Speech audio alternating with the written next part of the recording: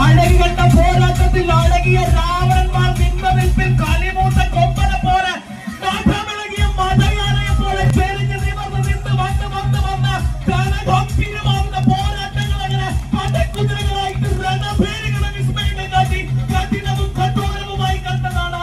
ആ കളിയെ കുറിച്ച് ഇനി പറഞ്ഞിട്ടെന്താണ്? കളത്തൂരിന്റെ മണ്ണിളകി, കളത്തൂരിന്റെ പ്രൗഢമാകുന്ന വേദിയിളകി കാരണം ആ തമ്മിലകണം പറയണം. കണ്ട കളിയുടെ രസമെന്ന് തുടങ്ങണം. പിന്നെ കണ്ട കളിയുടെ അഴകിനെ കുറിച്ച് ഓർത്തോർത്തിരിക്കണം.